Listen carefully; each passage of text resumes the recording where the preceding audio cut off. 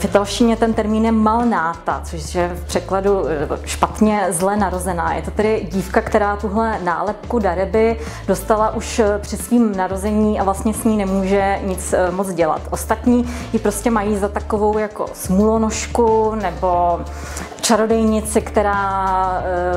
přináší zlo, smůlu a vrhá na ostatní kletby, takže když jde daryba po ulici, tak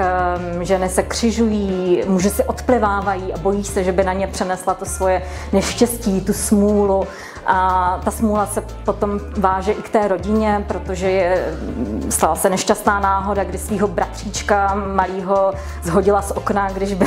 když byl ještě malý, takže ani vlastní máma s tou darybou vlastně nemluví, protože se jí bojí, takže je to takový jako vyvrhel té společnosti, je tou společností poměrně ostrakizovaná, všichni se jí vyhýbají, ale ona se z toho nic moc nedělá, tak jako se tak pošklebuje a má takovou jako rebelskou, driáčnickou povahu. Je to takový tomboy, hraje si se svýma kamarádama u řeky, je většině špinavá od bahna a vlastně vůbec neodpovídá nějakému tomu prototypu té slušně vychované fašistické holčičky, která jenom plní jako ovce něčí příkazy a chová se podle norem té společnosti.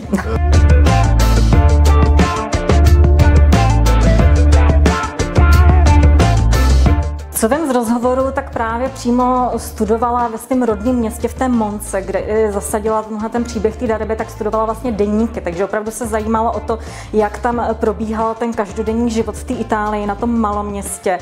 A studovala ta historická fakta a ten fašismus jí zajímal, protože přesně to byla tak jako strašně mačistická společnost, kde někdo jako daryba byl vlastně takový vlastně protipol té moci jako a symbol jakýsi odvahy a právě mělo to fungovat jako ta vzpurná odvaha proti tomu jako naprosto přísnému řádu toho fašismu.